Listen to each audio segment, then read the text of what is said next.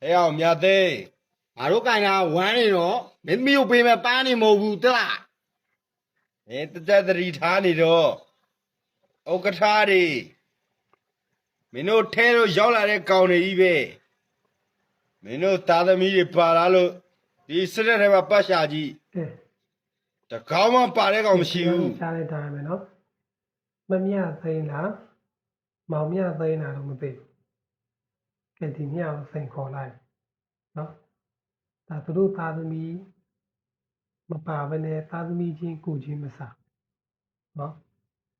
ဒါသူများသားသမီးကိုသူ့သားသမီးစားသူများသားသမီးအစားထိုးတာပေါ့